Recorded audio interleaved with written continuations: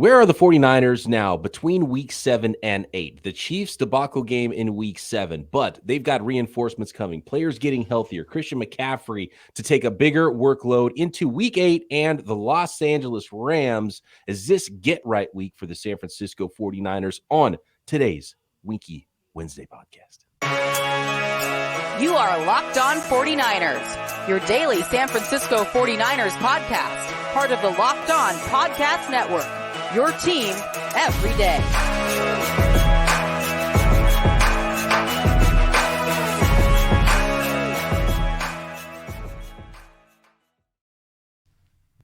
Welcome to Locked On 49ers. Brian Peacock and Eric Crocker with you as always. At BD Peacock, at Eric_Crocker on Twitter. Thanks for making us your first listen here on the Locked On Podcast Network, your team every day. And if you're watching on YouTube, you might recognize a familiar face, Mr. Nick WInkler at Bay Area Wink on this Winky Wednesday episode. Let's bring him on out. Nick WInkler, come on down.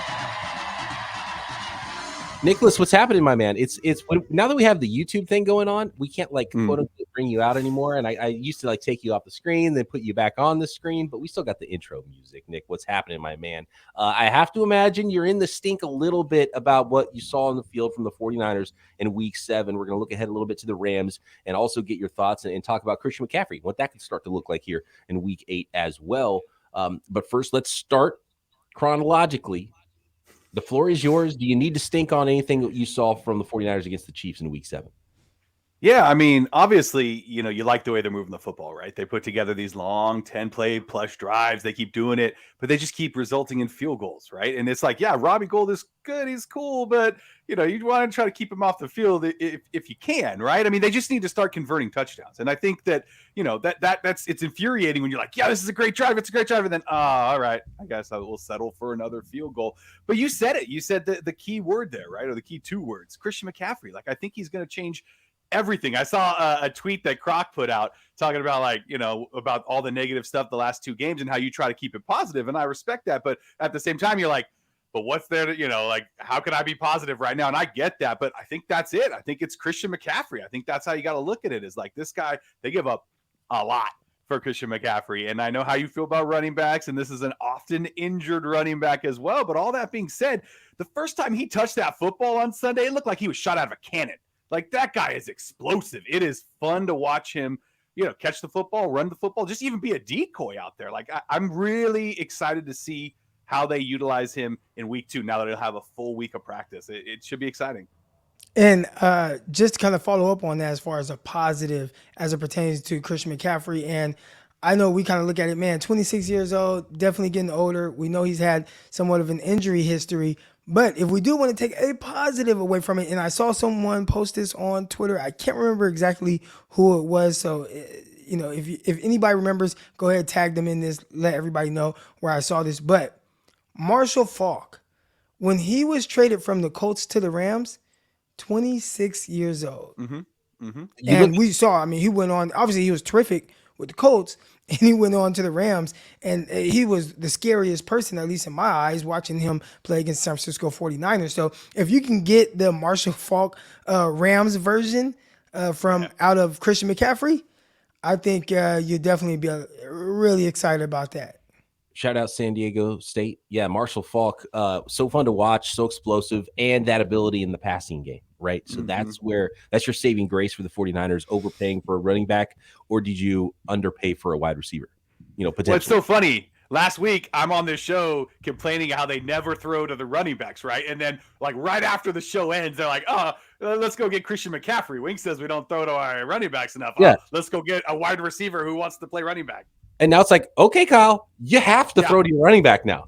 You flat out have to. You can't not. So that's what's interesting. And another extra point on and by the way, you look at running back trades in the past, and there's so many bad ones. There's Ricky Williams twice. There's, you go all the way back to O.J. Simpson with the 49ers and Herschel Walker, of course.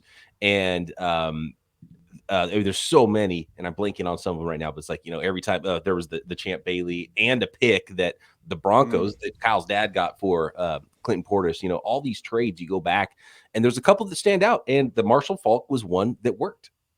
And the the Marshawn Lynch trade was the other one. But the Marshawn Lynch trade was so great about it for the Seahawks is they didn't have to spend the first round pick. Like the Bills spent a first rounder on a running back, didn't work out, but Seattle snuck in, like, here's a 5th round pick or whatever it cost. I think it was 4th or 5th or 4th and a 5th, something like that.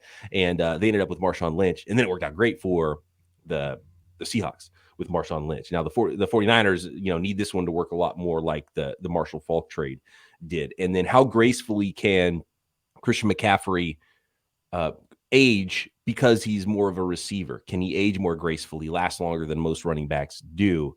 And but the problem is people say, well, he's a dual threat guy. He's not just a running back, but he's still getting running back carries. So he's still susceptible to injury, which is one of the biggest factors in running back value. So you hope he doesn't get broken down, and you hope he is utilized in the passing game. And I'm even like, Croc, tell me, who would you rather have running the route to the post out of the slot? Ray McCloud or even Christian McCaffrey? Like, at some point, are we going to see some phase out? Like, is Ray McCloud, is his usage going to really fall off? Is Juwan Jennings' usage going to really fall off? Because you don't necessarily want Christian McCaffrey taking all of Debo or Kittle's touches, because then what's the point, right? If Debo goes down to 5 touches a game and Kittle goes down to 3 touches a game because you're running your offense through Christian McCaffrey, well, you're just trading these touches for these touches. And so what I'm interested to see is if Christian McCaffrey now is taking all those other touches and he's working in the slot. Now that's going to be more difficult for him because he's got to learn not only the running back position, he's got to learn the F position and that move spot and be in the slot. But seeing him run some routes, he is so fast. And you're right, Wink. There's even a little extra, I think, at the beginning of the game. He wasn't quite as crazy, but he was like, I don't know, caffeinated or whatever. Like he was so mad he didn't break the second run of the game either. You could tell he's like he was charged up and ready to go. That first route he ran in the goal line on the Ray McCloud touchdown, where he ran a little quick out. I mean, he was so fast. He was up to full speed before he even hit his break, and he never slowed down. It looked like a video game glitch. He was just like, whoop. And I saw another route later in the game that was really quick. Like, that's where the value comes from. Is he your Wes Welker on third down? Remember how Kyle used Trent Taylor when he first showed up on third downs? He was a dynamic third down weapon. If you're a running back and you don't get hurt and you can make big plays, get him in space and those third downs so you can get to the end zone, score touchdowns, red zone weapon instead of field goals. That's where the value comes from for Christian McCaffrey. And I'm wondering, Croc, if you see him as a receiver that could be utilized just straight up at, like, let's say there was just RB wasn't even next to his name. You think he takes over straight up slot duties as a receiver? Coming out of college, I thought that's how he'd actually be used. I thought they'd put him in the slot and play him like Wes Welker. And then he got into the league. His rookie year was cool. And then after that, he just kind of exploded onto the scene, had 1,000-yard rushing, 1,000-yard receiving season. So you saw him, like, obviously have that pass catching ability, but also run out the backfield. So I guess if he can just do both at a really high level, then you utilize him as both. But again, history shows the wear and tear on running backs does start to kind of phase them, not even just out of the office, but out the league. Like, you're just gone. I can't believe Todd Gurley. I know he tore his ACL in college, and I think maybe there were some things that continued to kind of affect him from that ACL injury. But I heard he only played 6 years, and it's like, Todd Gurley only played 6 years in the NFL. Like, that doesn't even sound right. And his highs, it was like, hey, he's best running back in the league or top 3. And then next thing you know, he's just out the league. Yeah. Guys like Trent Richardson, there's another trade for running back. Perfect right? example. Trent Richardson one season was the number 1 overall pick in fantasy leagues, right? And then all of a sudden he was gone 2 years later. That had to be like his first year playing, though, right? It was year second. Yeah, because he had a nice rookie year, first round pick. Year 2, he was big time. And then year 3, I think he got traded. So, yeah. Le'Veon Bell, age 26. That was the year he missed. He was done. That was it. Yeah. It's crazy how fast sometimes that can happen for a running back. So the saving grace for McCaffrey, obviously, the receiving ability is part of the reason why Marshall Faulk was so dynamic for those Rams. Can he be that third downs, red zone? And the 49ers are going to have to throw the ball more. And hopefully he doesn't take away from, important touches from some of the other guys that are important on the 49ers offense too. Jeff Wilson still looked good too in this game, right? I mean, when he was running the ball, he looked like he's like, oh yeah, okay, you're not going to come take my job that easily, and he's going to take his job no matter what Jeff Wilson does now. But I think it's also an indicator of like, okay, don't run McCaffrey into the ground. First down isn't as important as third down. So you can filter in Jeff Wilson. When Elijah Mitchell comes back, let's have a backfield split as far as straight running backs go, and then utilize Christian McCaffrey on the extra stuff and get all that value and still able to run the ball. Well, that's my question, and I want to ask Wink this real quick. As it pertains to the production, because that was my thing, right? That was my big gripe. How much of a difference does it make having Christian McCaffrey as opposed to Elijah Mitchell in the sense of affecting the win column? Because I think, watching last year, Elijah Mitchell, when healthy, and again, you could say the same thing about Christian McCaffrey, when healthy, and I'm not saying that Elijah Mitchell is as good as Christian McCaffrey or better, but how close is it in the sense of production to where it's worth giving up what you gave up and the money and the potential players that you might lose? And that was how I looked at it. Because as far as the picks, I don't really care so much about that, but just the value. I think 49ers have missed a lot on the value of the running back. And this is another one where I'm thinking like, the value is just, if you're paying him $12 million for next year and the year after that, and you lose out on other guys that can help you, like an Eric Armstead or Jimmy Ward and whoever else comes up, and you're like, well, we can't pay him because we're paying Christian McCaffrey $12 million, that's when, so what are your thoughts on that as it pertains to McCaffrey and Elijah Mitchell when Elijah Mitchell is healthy? Hold on, Wink. I want to tease that question for next. We're going to go big time tease on that. It's a great question from Croc, and I want to make sure we address it properly next. If you and your small business is hiring, LinkedIn Jobs is where you need that job to be. These days, every new potential hire can feel like a high-stakes wager for your small business. You want to be 100% certain that you have access to the best qualified candidates available. That's why you have to check out LinkedIn Jobs. LinkedIn Jobs helps you find the right people for your team faster and for free. There's over 800 million people on LinkedIn Jobs. You're trying to find the right hire. Make sure you post your hiring where the people are at, which is LinkedIn. Add your job to the purple hiring frame to your LinkedIn profile. That just spreads the word around that you're hiring. And simple tools like screening questions make it easy to focus on the candidates with just the right skills and experience so you can quickly prioritize who you'd like to interview and hire. You might even find someone that has a job, doesn't even realize that your job is perfect and that they might need to interview with your company. It's why small businesses rate LinkedIn Jobs #1 in delivering quality hires versus leading competitors. LinkedIn Jobs helps you find the qualified candidates you want to talk to faster. Post your job for free at linkedin.com/lockedonnfl. That's linkedin.com/lockedonnfl to post your job for free. Terms and conditions apply. Off the air, Wink, I was telling you about my bird dogs. My bird dog pants got some new khakis that are perfect for the golf course. And I've gone and golfed in them one time since they just showed up last week. And they feel so good. They've got the right amount of stretchiness. You look good. You roll out onto the course and people think this guy can probably play. You get on the first tee and then you slice it to fairways over. And you're like, yeah, at least I look good, right? And we'll worry about that slice over the course of the next few holes. I did bomb a couple down the middle, by the way. But I did feel good in my bird dog pants, and they had a little extra pocket in there that you put some tees in and stuff too, which I appreciate. They're not just for golf, but I use them for golf, but they are great for golf. They're perfect for that. They're perfect for work, for leisure. And that's the great thing. The versatility of the bird dog pants, the bird dog shorts that I got, the shorts you wear them to the gym. Oh, maybe there's a pool party. Let's go there too. You go to the grocery store, whatever you're doing throughout your day, super comfortable. You can get them with liners in them. You can get pants without liners. So versatile and so comfortable. And you can get yourselves a pair of bird dogs too. All you got to do is go to birddogs.com, enter promo code locked on, and they'll throw in a free Bird Dogs rope hat. That's birddogs.com, promo code locked on, and boom, a free Bird Dogs rope hat with your pair of Bird Dogs pants, the most comfortable shorts, pants, and sweatpants with built-in liners. You will not take these things off, I promise you. Thanks again, everybody, for making Locked On 49ers your first listen today. For your second listen today, check out Locked On Sports Today. From the games that matter the most to the biggest stories in sports, go beyond the scoreboard and behind the scenes with local experts like Eric Crocker and Brian Peacock, and many, many more here on the network. Insights only Locked On can provide. Locked On Sports Today, available on this app, YouTube, and wherever you get your podcasts. Okay, Wink.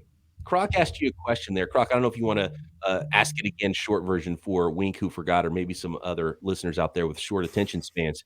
But talking about the value of one Christian McCaffrey and how much he adds versus other running backs, right? Yeah, no, I mean, it was a great question, Croc. I mean, they gave up a lot, right? You gave up 4 draft picks on him, and if you really, start talking And the about money. draft picks, That's a big and part. the money, for sure. The 12 million, you go from Elijah Mitchell, who is on his rookie contract, a 6th round rookie draft now pick. I'm paying a guy 12 million next year and the year after that. This year, very cap friendly. The next 2 years, not as cap friendly. Right. And for Elijah Mitchell, it's a 4-year contract, 3 left now, of basically the cheapest you can play a player. Right. And the other thing is, and a lot of people bring up, but it's non-guaranteed money for Christian McCaffrey over the next 3 years, about around $12 million for the next 3 on his contract. Well, that's fine that it's non-guaranteed. What, are you going to cut him? I mean, like, so the non-guaranteed doesn't really matter. And if you restructure, you might lower the cap number next year, but that just makes more guarantees into the future. And you kind of don't want to guarantee stuff in 2025 for a running back that potentially is going to get hurt. So you might want to go year to year on that 12 million anyway. So I don't think the non-guaranteed stuff matters that much, because you didn't get him for free. If you got him for free, he could be a rental. You could cut him whenever you want, and it wouldn't matter because there's no guarantees.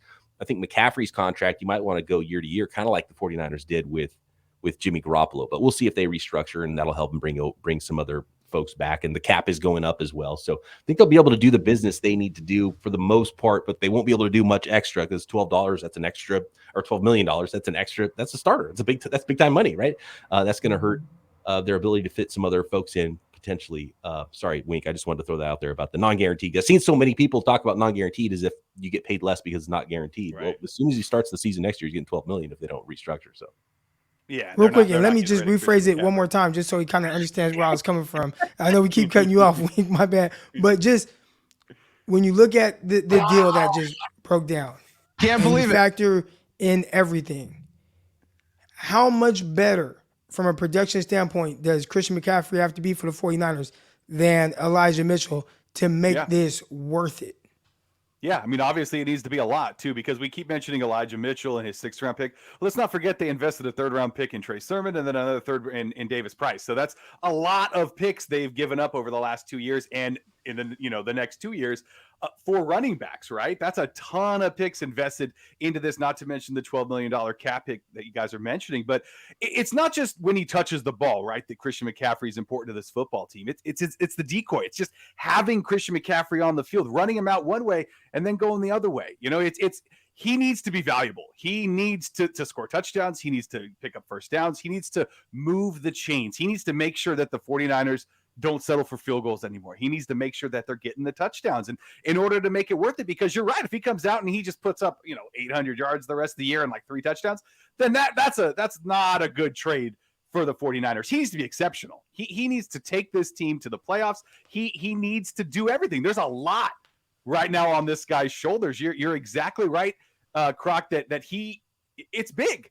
The 49ers invested a lot of money. They invested a lot of picks into one guy, but we've seen what that one guy can do, right? You mentioned it, 1,000 yards receiving, 1,000 yards rushing, 100 catches. Like, this guy is a very exciting football player. And the minute the 49ers got him, 49er fans went crazy, because everybody knows Christian McCaffrey. If you play any kind of fantasy football, you see the kind of numbers that this guy puts up week in and week out when he's on the football field. But it's also dangerous because you've also seen the last 2 years when he's been plagued by injuries. So a lot riding on him. I think they need to be smart with how many actually times they give him the ball up the middle. Like, if you're going to run between the tackles, give it to Jeff Wilson. When Elijah Mitchell comes back, give it to him between the tackles. Like, get McCaffrey's speed going on the outside. And I want to see him running a lot more routes too. And I'm sure, a full week in this system, he's going to have a much better handle on the playbook, and we're going to see him do a lot more stuff. It's going to be interesting too. They might not have Juszczyk this weekend. So is it going to be him and Wilson lining up in the backfield? What are they going to do with that? So he gives you a lot of options. You can pretty much put this guy anywhere on the football field. You can line him up under center. You can snap at the ball. Dude's thrown touchdowns too. Like, he is the entire package. So I can't wait to see what the 49ers do with him, and what better way to do it against a division rival this weekend in the Rams. Absolutely. I've got a couple other stats about Christian McCaffrey too, and one of them answers what we've been talking about with his usage and how the Panthers used him. I don't know we can get any information on how the 49ers are going to use him necessarily. But earlier in his career, when he had the 1,000-yard season, and he was catching 100 balls out of the backfield, it wasn't even out of the backfield a lot of times. So his route usage as just a slot receiver early in his career with a different coaching staff was much higher, and it was cut in half or even less. And he was much more used as a pure running back the last few years with the Panthers since then. So I wonder if he could go back to that usage like earlier on in his career, because you're not going to, catch 100 balls if you're just running choice routes out of the backfield. So that's really what excites me about Christian McCaffrey. Here's another one from Mike Sando at Sando NFL on Twitter. McCaffrey has played only 16 games over the last 3 seasons in 2020, 2021, and 2022. Now 17 games because he played this weekend, and still has more scrimmage yards, 1,829, than any running back has had for the 49ers over that stretch. So that's what he could bring, right? And to answer your question, Croc, was kind of the similar answer from my point of view, is if you brought in Christian McCaffrey to be a better running back than Jeff Wilson and Elijah Mitchell, and that's it. No. They didn't do that. Yeah, and we'll have to see how he gets used. If he does get used, like I'm hoping he does get used, and is dynamic on third downs, and he's catching passes, and you keep him healthy by not giving him the ball that as much as a running back, because if you give him all the carries and he's getting the catches, 25 carries a game, he's going to get hurt and break down like any running back does, like he has in the past. So you almost have to save him from himself in the running category. And you don't want to run him because he's a good running back, and that's his position. But it's the passing usage which goes extra, which will add the value if he can do things as a receiver that not only Elijah Mitchell or Jeff Wilson can't do, but that Juwan Jennings can't do, and that Ray McCloud can't do. And so that's where the value lies with Christian McCaffrey. Am I overvaluing Elijah Mitchell? No, because he's good. He's good, man. Yeah, I mean, you're totally right. Let's put it this way. If you gave Elijah Mitchell a full season of carries and you gave Christian McCaffrey a full season of carries, what are we talking about? You're going to get 0.2 yards per carry more? Right. And you're going to give all that up for that? Like, we even see it with Jeff Wilson. We saw it with Jeff Wilson last week. So just straight getting yards as a running back is not a problem for the 49ers with who's back there. I would look to the offensive line, if anything, scheme stuff. That's so much more important than who the running back is in most cases, which is why I think running backs are so less valuable, because you can find replacement level guys. And maybe Christian McCaffrey's better, and I think he is better, in some aspects.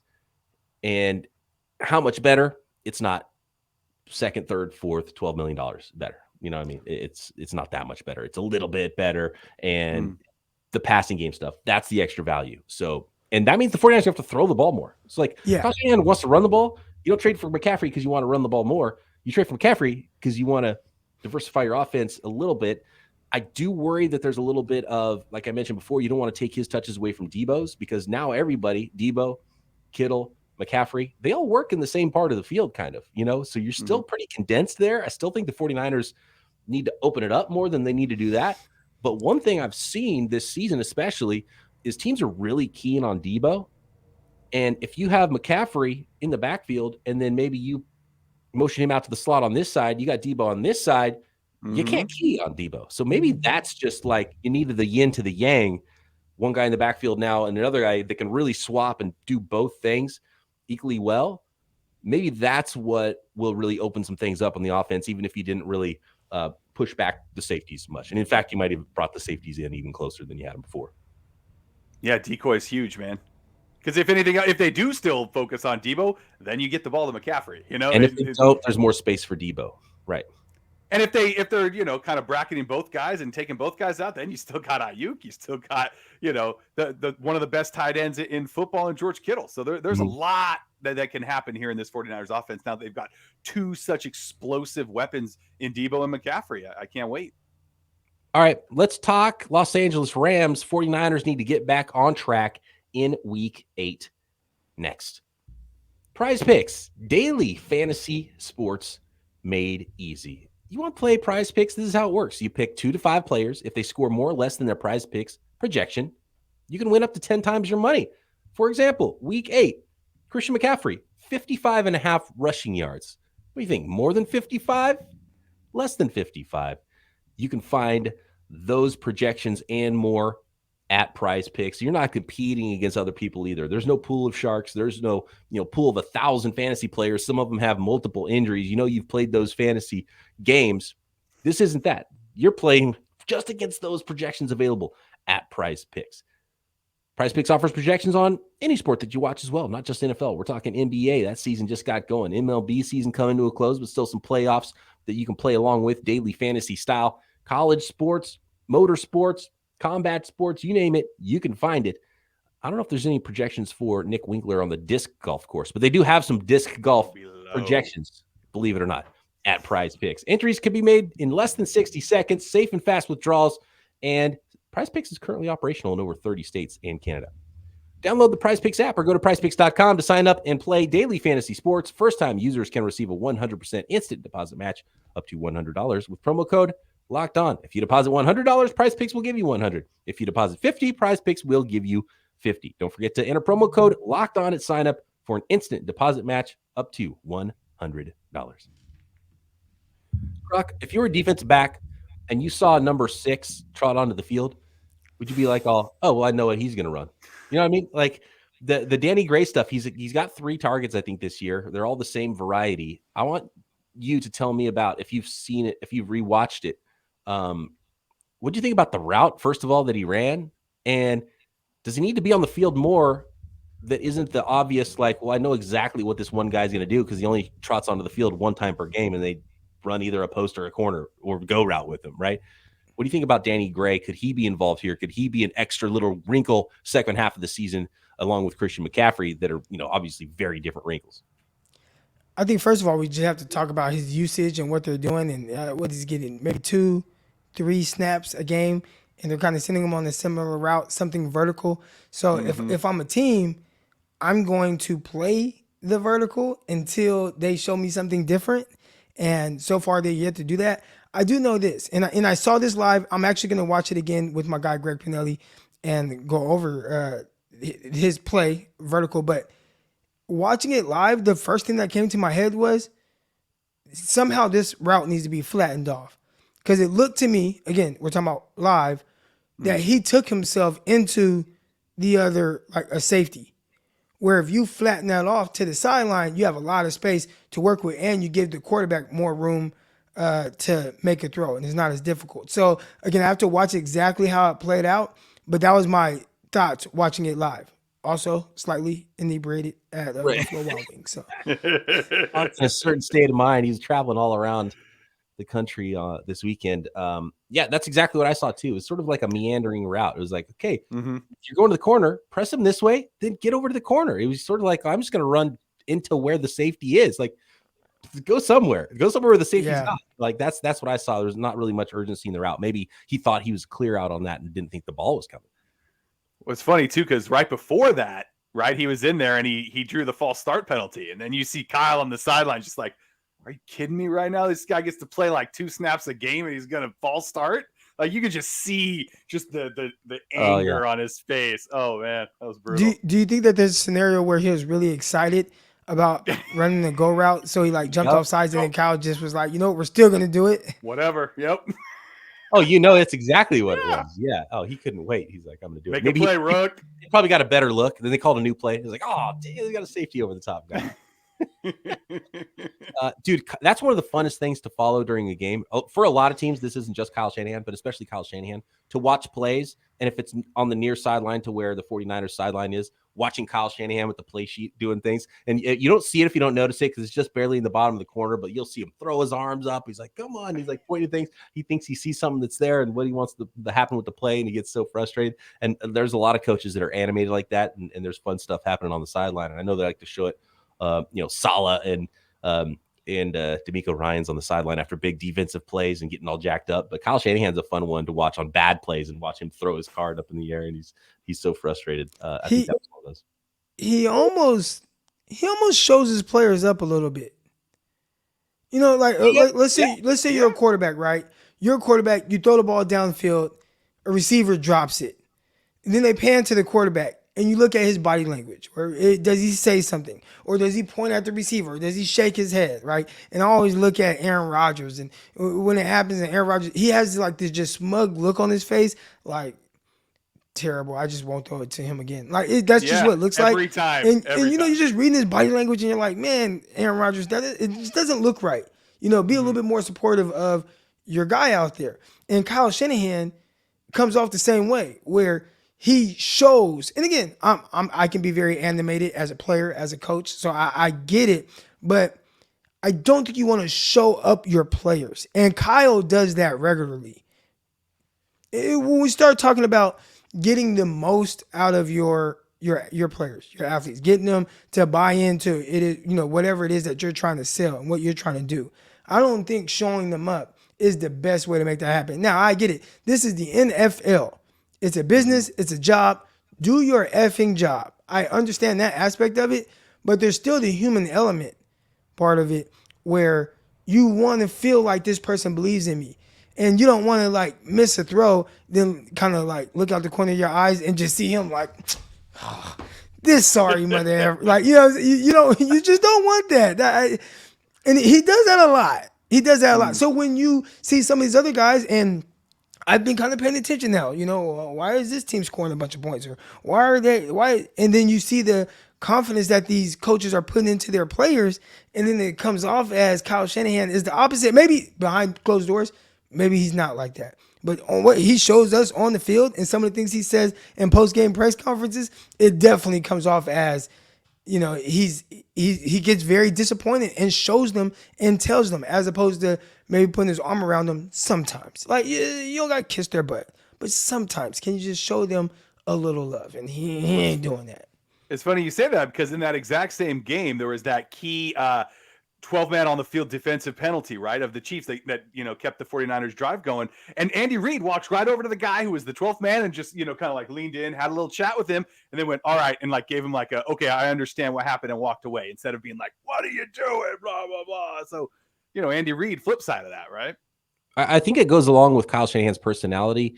And I've said before that he's not a very good poker player, and that's one of the aspects of it. Like, he's almost too truthful at times. You can really read him, right? Mm-hmm. He doesn't play statistics all that well. You know, fourth quarter decision making and those things like that. That's definitely, you know, you want to play poker against the Kyle Shanahan. He doesn't have a good poker face at all. Wink, the 49ers, if they win in week 8, go into the bye 4-4, you're 500. You can get Christian McCaffrey coming out of the bye, you know, fully operational in your offense. I don't know how much he's going to have grasp this week, but a week is better than a couple of days. So I'm sure he'll be involved heavily, as he already was in his first week with the team. But you would think an extra bye week would absolutely help for Christian McCaffrey, getting guys more healthy. Elijah Mitchell be coming back. How big is this game for the 49ers to be in that situation? Okay, regroup, deep breath. We're 500. We're right there in the division. Week 8, Los Angeles Rams, your thoughts? Huge, right? I mean, you own the Rams in the regular season. So if you go out there and you lay an egg, then where's that confidence, right? It's gone. You've already, you know, you just lost 2 bad games in a row. You know, yeah, you look good in the first half against Kansas City, but then, you know, the second half happened. And, you know, it's just, and that game against Atlanta, like, we don't need to get into that. So obviously the 49ers need a W. They need a win. You don't want to be sitting on another L, especially a division loss to a team that you've beat, 7 times in a row in the regular season. Like, you need to win this football game if you're the 49ers. You go down to Levi's South, you smack him in the mouth, you give Christian McCaffrey the ball, you know, you give Debo the ball, you get your guys the football, and hopefully you know that defense can actually push back a little bit, right? Can make a few plays here and there, because the last couple of weeks that I know they've been injured. I get that next man up mentality, but it's been hard to watch after the first 5 weeks of the season. We're like, yeah, we got the best defense in football. And then the last 2 weeks have been like, oh, this is just brutal. Can't stop anybody. Like, third down and long. Oh, they're going to get it. You just have that feeling, right? Where it just, that confidence is gone. They need to regain it. And this is how you do it against a team that you've owned. Go do it. 49ers need this W.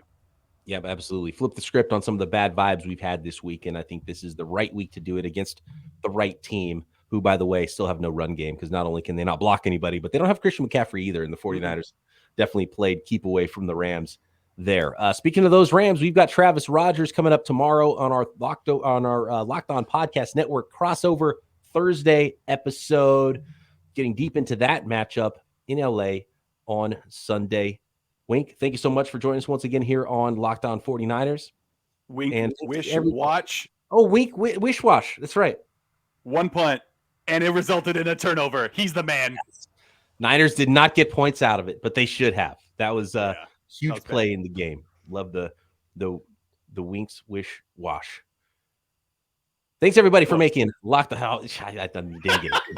You almost got it that time. Thanks everybody for making Locked On 49ers your first listen. Croc and I back tomorrow right here, Locked On 49ers. See ya.